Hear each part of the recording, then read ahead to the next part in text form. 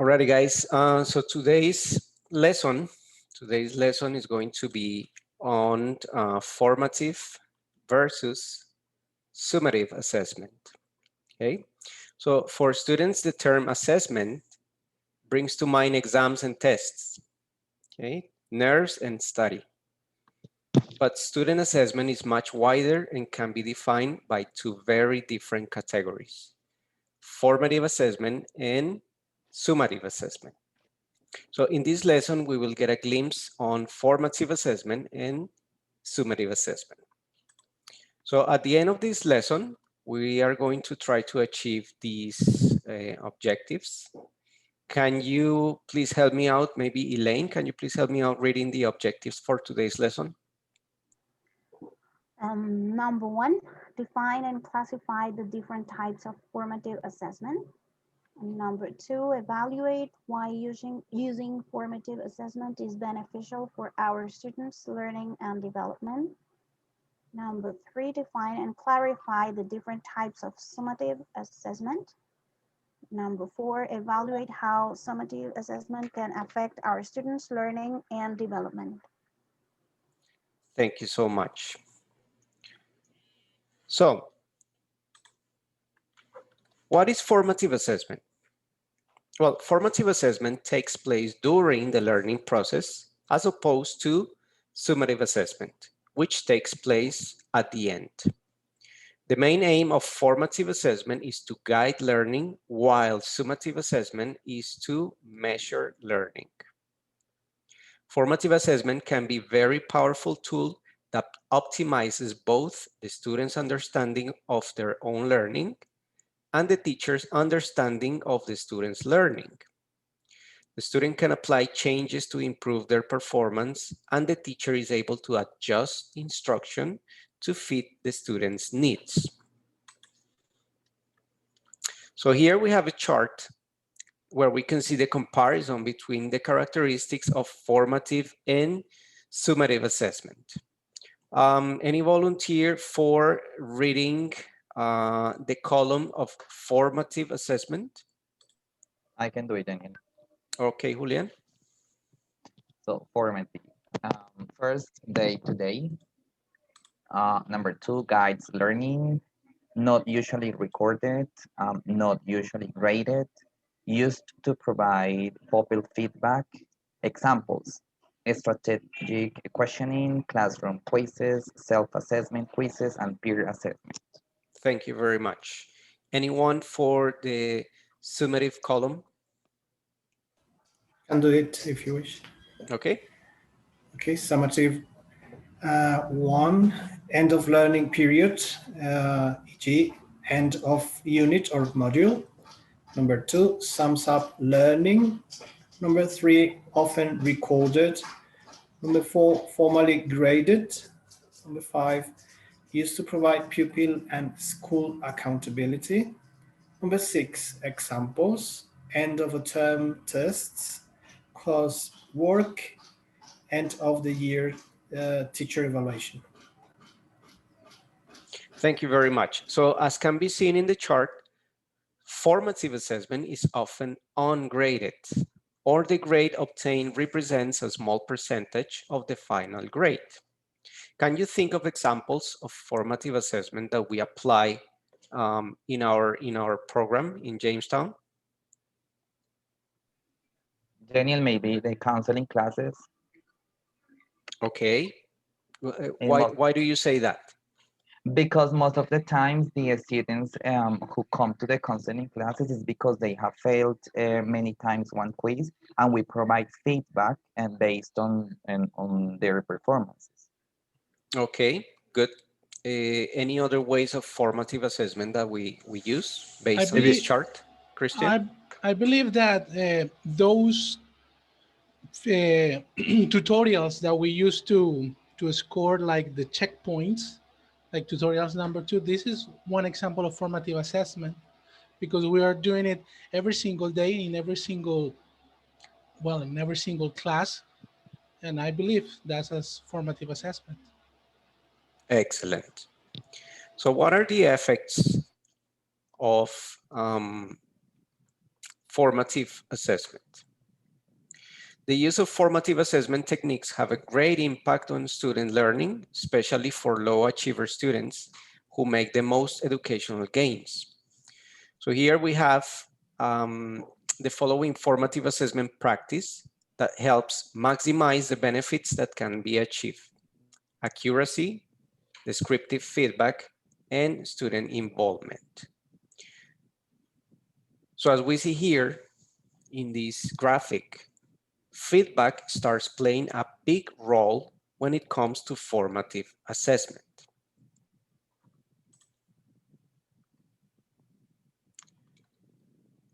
So assessment for learning versus assessment as learning.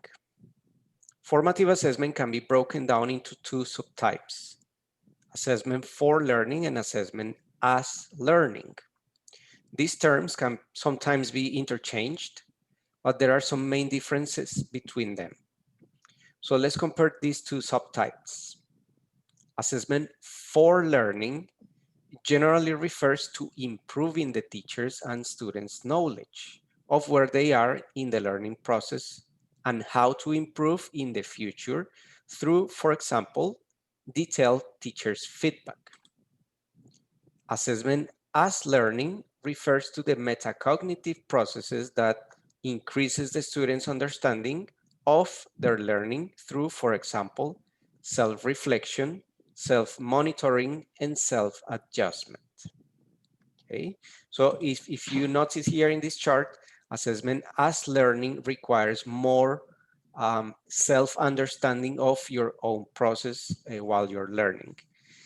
This topic is really interesting, and I included in the next 3 slides the differences between both assessment for learning and assessment as learning in terms of its motivation and application. We will not consider this material during this lesson, but I included it so that you can have it for further study.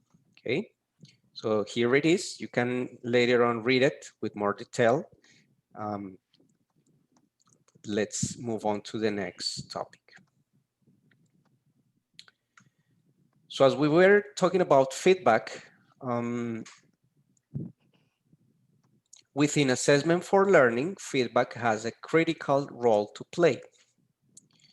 So I want you to look at the following characteristics of effective feedback.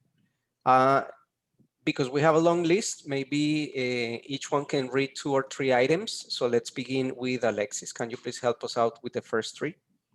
Sure. Achievable, the student should feel able to reach the goal. Actionable, if the student has no control, it can create frustration. Manageable, do not give too much feedback, keep it focused. Thank you. Chevy? Focused on behavior rather than personality. Behavior can change and improve. Personality implies that it cannot change. Based on observable behavior rather than intentions or motivations. Clearly communicated to avoid misunderstanding. Thank you. Christian?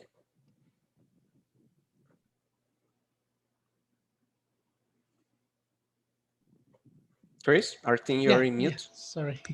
Descriptive. Avoid using evaluative language which can make students feel judged and defensive.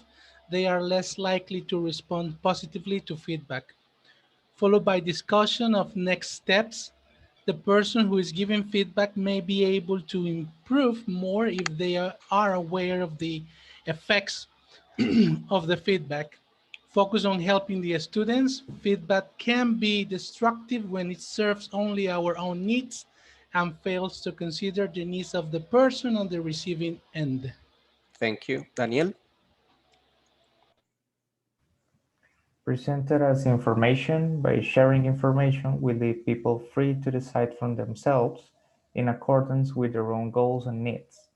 Requested feedback is most effective if it has been asked for by the students. Specific, avoid making general comments. Timely, give feedback as soon as possible after the work. Thank you so much. So which one do you think is or are the most important aspects to apply in our institute and our methodology?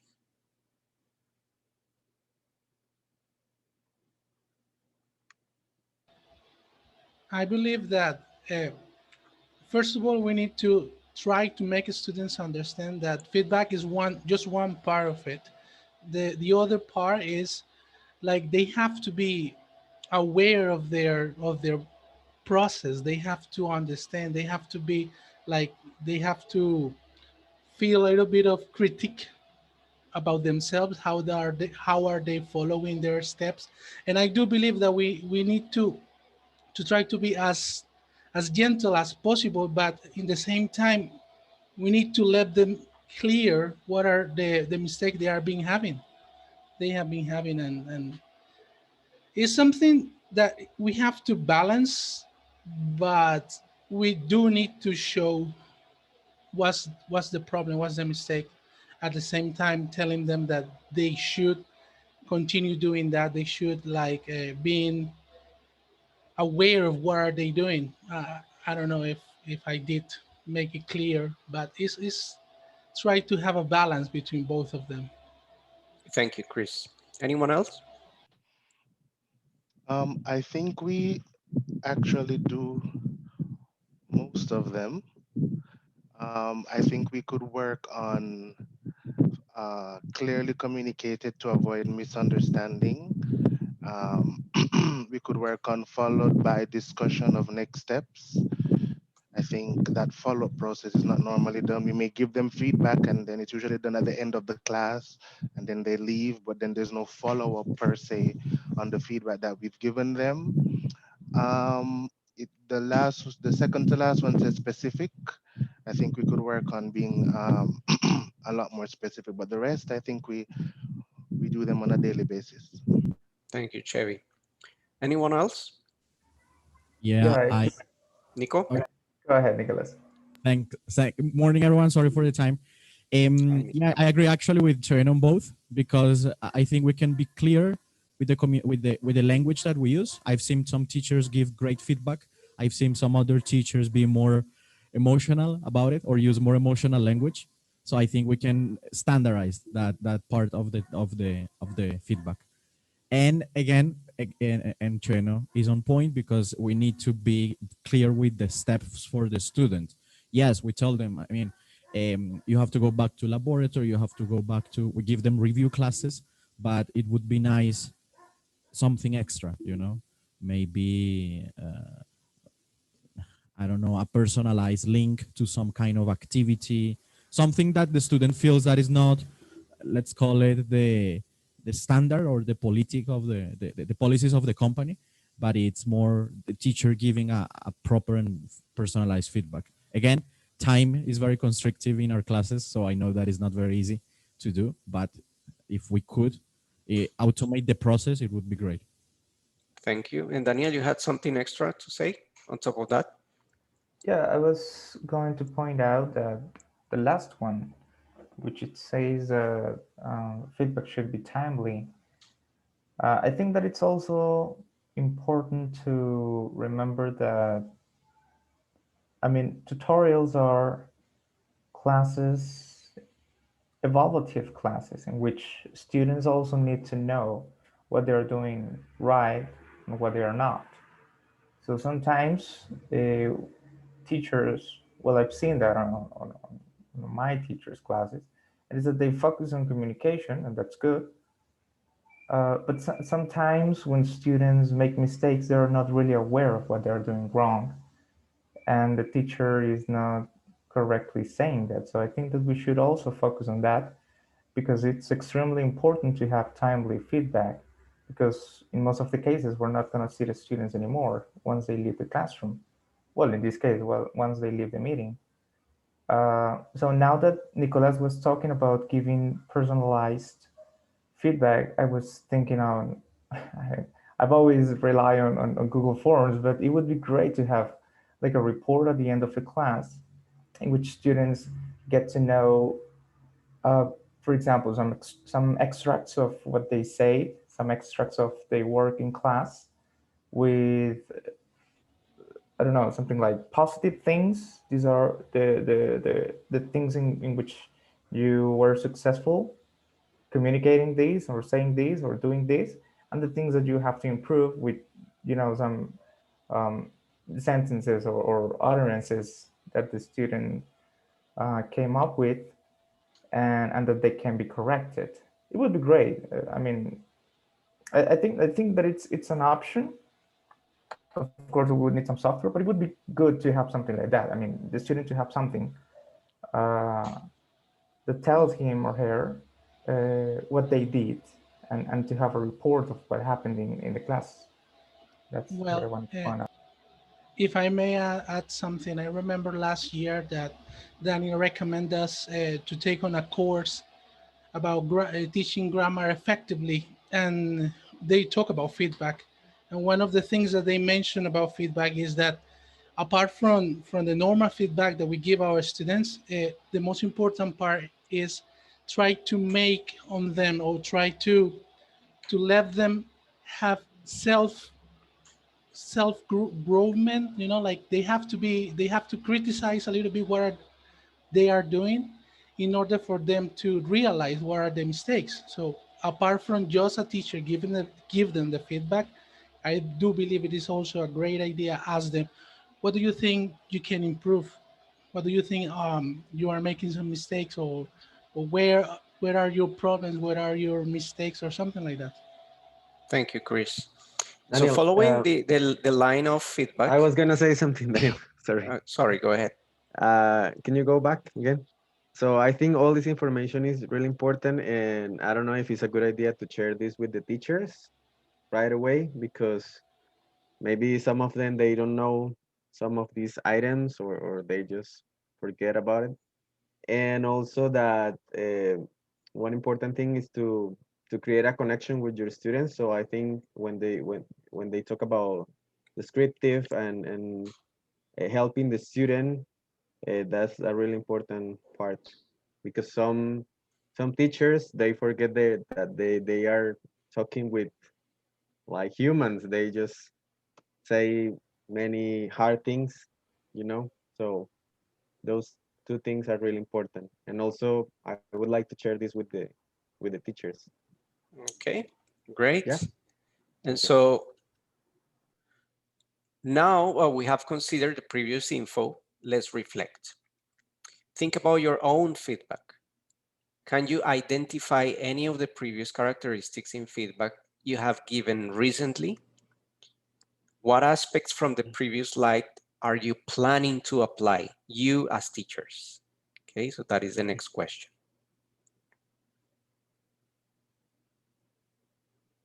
Because, we were thinking as coordinators, we should do this with the teachers, ask them to do this or that, but you as teachers in your classes, which point are you planning to apply?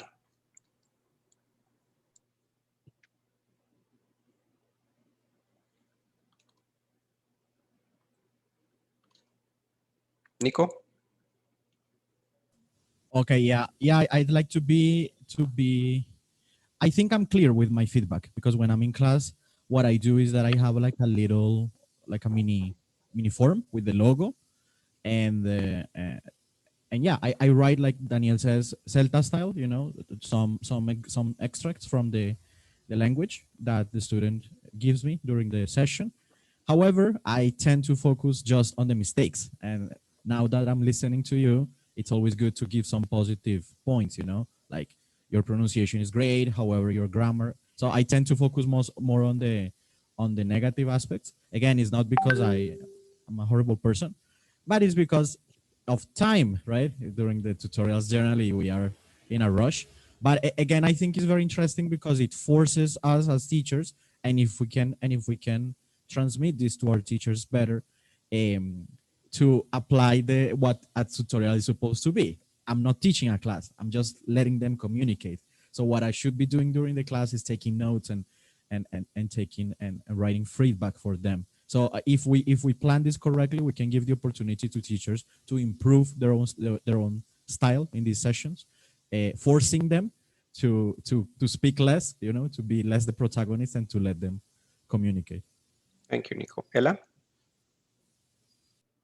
Okay, something that caught my attention, some of the roles was the one that says that feedback should be focused on helping students. I think we should help them not just with the language as well, but with their attitude towards the language. Many students are focused on what they are doing, if they are doing it right, and they tend to look at us like looking for approval when they are speaking. And if we do not say yes or something, they cannot continue speaking or producing the language. So we should help them um, feel like more confident with what they are doing with their performance. The same rule says that the feedback can be destructive. And what Nico was saying, it's a very important. Try to help them with the positive aspects they have and the positive performance uh, first, and then make them know what they can do to improve. I mean, seeing their mistakes not as a problem, but as something that can be improved and can help them acquire the language in a more effective way. That's what I think about this. Thank you. And we will continue talking about positive feedback in the next slides. This is something really interesting. We have here, feedback is often classed into four categories. We have passive constructive, active constructive, passive destructive, or active destructive. So consider for a moment the difference between the following feedbacks statement for a student. Which teacher do you think should have done better?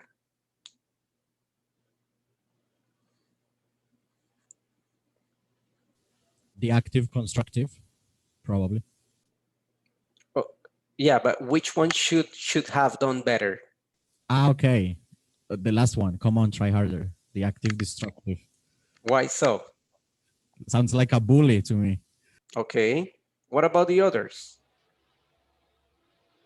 But well, if you say, come on, try harder, depending on how you say things, remember that sometimes is what do you want to your message to be about? Because you say, oh, come on, you can do it, try harder. So maybe it's a different way.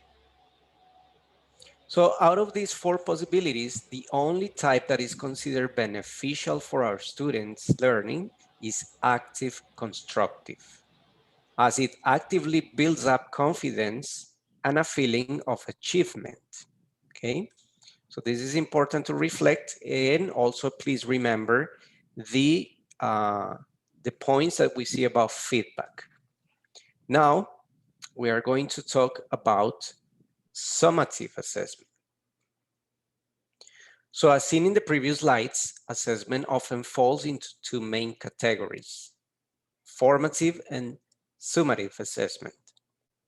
As opposed to formative assessment, which happens during learning, summative testing often occurs at the end of a unit of learning.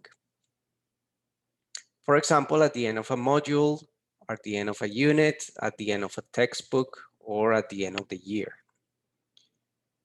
Its purpose is to measure learning frequently, but not always, with the purpose of certification. So therefore, summative assessment is often referred to as assessment of learning. So while the use of formative assessment has clear benefits on learning, summative assessment, also known as assessment of learning, also has an important role to play. So what is summative assessment? Can you please help me out reading how would you define summative assessment? Maybe anyone who hasn't read, maybe uh, Tatiana or who else hasn't read yet? Tati? How would you define, oh, me or, Yes, Tatiana Ruiz. sorry, yes. How would you define summative assessment? Its purpose is to measure learning frequently with the purpose of certification. It often occurs at the end of a unit of learning, such as a module or unit of a textbook for a school team of 4 years. Thank What you. did, okay, sorry. Tatiana Hidalgo?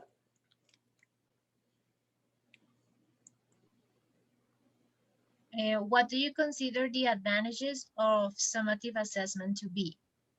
For example, students need a certification or pass a school year, etc. Or another example, teachers, school, or school authorities need to measure learning. Thank you. And who wants to read the last one? What do you consider the disadvantages of summative assessment to be? For example, nerves, anxiety, sudden death, depending on luck of the day, washback effect, lack of test reliability. Thank you. In the next slides, we will consider these terms, sudden death and washback effect. And in the next slide, we will show you an analogy that will make it easier for you to understand the difference between summative and formative assessment. So this is the example. Your final driving test or summative assessment would be the accountability measure that establishes whether or not you have the driving skills necessary for a driver's license, not a reflection of all the driving practice that leads to it. Formative assessment. The same holds true for classroom instruction, learning, and assessment. So I think these examples clarifies the difference between formative assessment and summative assessment. We can see that both formative and summative assessment can be very effective and necessary in the role each plays in the classroom. Summative assessment normally provides a grade, which can be interpreted as feedback and used to improve future performance, while formative assessment is useful as a learning tool. Often the motivation for learning comes from the fact that the student is aware that there will be a summative assessment and they will study to get a good grade for that assessment. So we have considered during this presentation 3 different types of assessment. Assessment of learning, assessment for learning, and assessment as learning. You can take a look at these ideas so that you can try to remember them before we continue.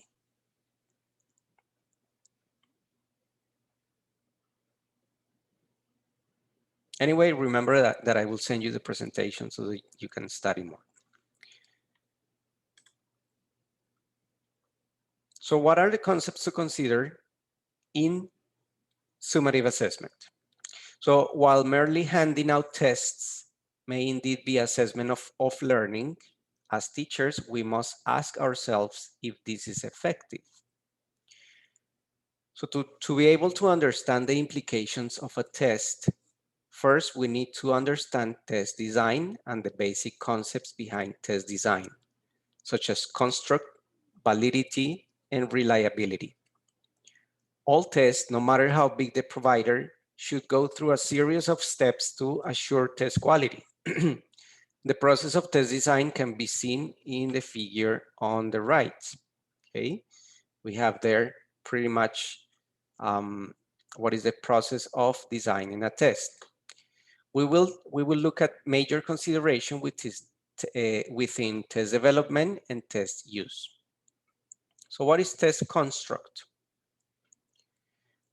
One of the major difficulties of construct definition and test design, it is to determine if a certain skill is being tested or a different unintended skill is. For example, many speaking tests also integrate the skill of listening as the speaker interacts with another speaker. Many writing tests require test takers to read a text first before and writing a response. Likewise, many listening tests require that test takers to read the item and choose between several possible responses while listening to an audio recording. So the question is, at what point are we measuring listening or reading or an integration of both? This leads us to the question of test validity. Does the item accurately measure what it is supposed to measure?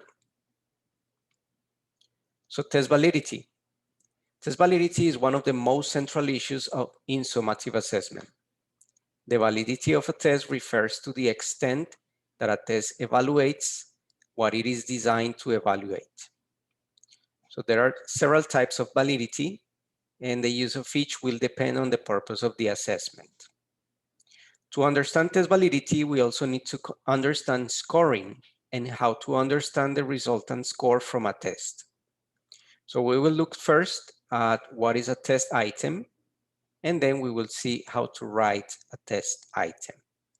So to sum up, we have here three important aspects that we need to consider when writing a test. I know in our case, usually we don't write tests because those are pre-designed, or we have a project right now. I'm going to tell you this. We have a project to revise all the tests that we have right now in our system based on these concepts. But in case you ever have to write a test, it's important to consider these aspects of test construct, validity, and reliability.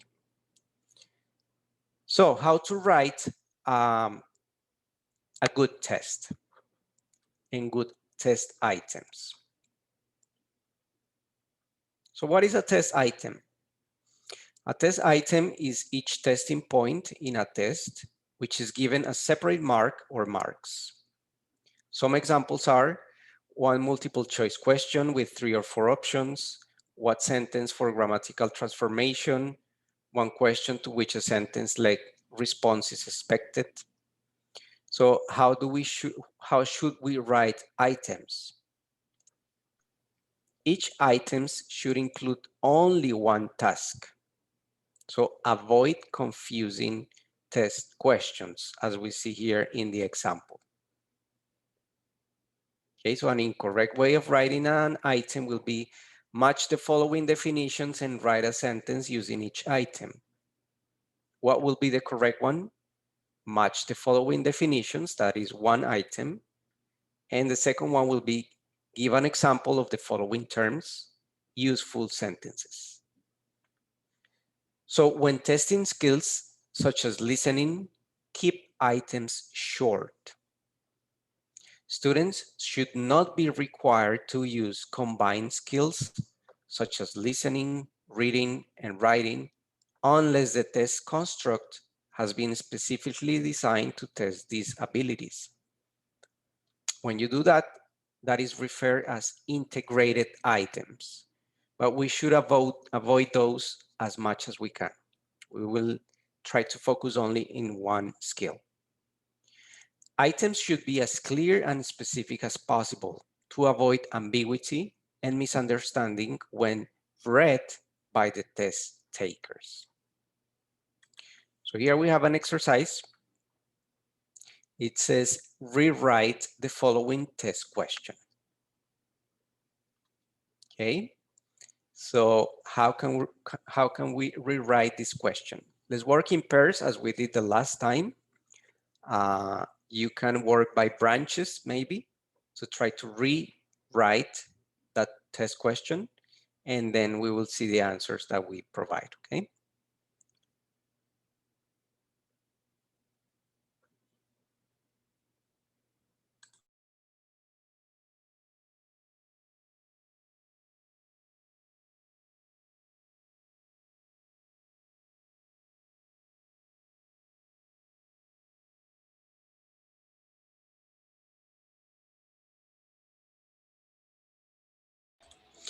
Okay, Here I see something. We are missing part of the question where it says read the text. And how do we form the past tense?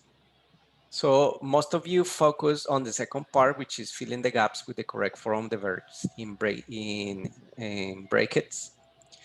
But you forgot to talk about reading the text and talking about the past tense. So I think this should be broken down into two items.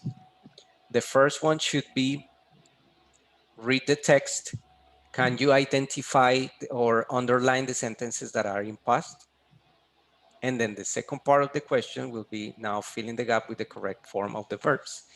That's just my opinion. Based on what we just see, that we should avoid long instructions, confusing instructions, and we should simplify to just one instruction at a time.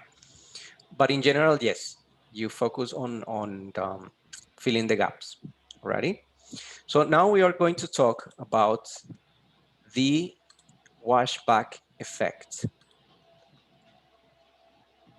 What is it? Maybe you have heard that concept in previous trainings, or maybe while you were studying.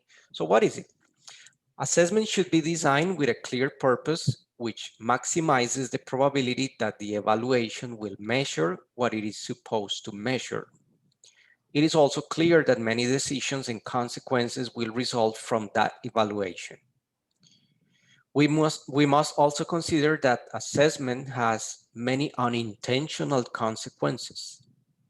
The more important the exam, the more serious will be the unintentional consequences that will result. Washback is one of these unintended consequences. The terms washback and backwash are used, you can interchange them.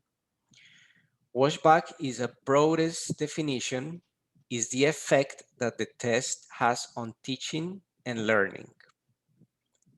Here in this list, we have the unintended consequences of examinations, which have an impact on washback on learning. So if you think about it, a test will influence all of these things that we see in the list. How we teach, how we learn, the rate and sequence of learning, the degree and depth of learning, attitudes to the content. All of these are affected or influenced by how we test, okay? The last one is very important. Test will have washback on all learners and teachers. However, given what we know about the differences among people, it is likely that tests will have different washback effects for different learners and different teachers. In our experience, what is the most common consequence or washback effect that we have in our institute? What do you think? I'd say that when students fail the quizzes and they have to go back, of course, we have to modify a lot of the contents or probably the activities that we teach so that the student is better prepared for the test. It's important to be aware of the washback effect because it might affect teaching and testing to a point where the contents are lower in quality, depending on how we want the students to perform this, in terms of score. So this is pretty much what happens in some schools, especially in public schools. So they lower so much the level of testing so that the students won't fail whenever they are presenting tests. So this washback effect will be very negative, but not all washback effects are negative, as we can see here in this list. So what is sudden death? The impact of summative assessment is not limited to washback. We have seen the experience of many teachers and students and the effect of the students' nerves in a high-stakes exam, such as in IELTS. This is normally detrimental to their performance.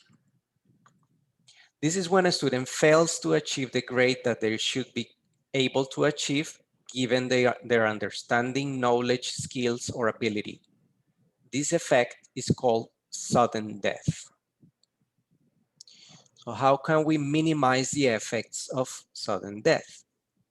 If our students will be facing summative assessment in the classroom, as teachers, we can try to mitigate the sudden death effect. Here we have some suggestions for mitigating the effects. Scaffolding, including other forms of assessment, reducing anxiety, practicing tests, and the last one is a key factor, avoid surprise and trick tests. Some other recommendations is that if we ask students to define a term in a test, we should have practice definitions in class. If we ask students to perform an oral presentation for evaluation, we should have provided sufficient opportunity to practice that oral presentation and receive feedback beforehand. I think most of us have seen this and have experienced this with students who we were sure they were going to score great in IELTS, and then suddenly we see they didn't. So sometimes this is due to sudden death. And so we have to practice how to mitigate those effects. So guys, let's do a self-evaluation. Where are you in learning in terms of what we have seen in the last two lessons? Which one is your face today? The red one, the yellow, or the green? I'm all ears.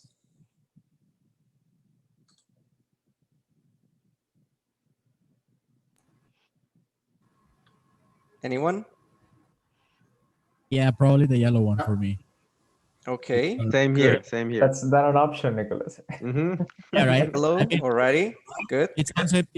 They're concepts that we know by experience, but we haven't, like we talked many times, connected to the theory, right? So maybe the terminology and the bibliography behind it, it's new to some of us. So I would say, yeah, in the middle. We could explain the basics. Great. Yes, that's Yeah, the yeah, I idea, to agree. do a self-evaluation. Maybe I with agree a with second Nicholas. reading. Alexis? Yeah, I agree with Nicholas because maybe I didn't know some terms, and now I know how exactly to call things. Yes. Good. Anyone else? I mean, I Yeah. feel like there's a face missing. A What blue color? one, a mixture of yellow and green. So Exactly. it's a I blue feel one. like there are things that I do understand and I can very well explain. Of course, I learned some new things.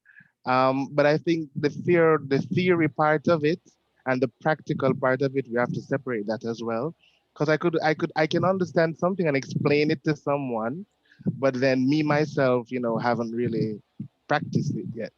So I feel like there's a phase missing between yellow and green. I believe that we need, with maybe a second or a third reading of the material, maybe we'll understand a little bit more about it. Great. And we have, this is our exit slip for today, 2 stars and a wish. So for those of you who haven't comment on the previous slide, I want you to mention 2 things you liked and 1 recommendation or suggestion for improvement.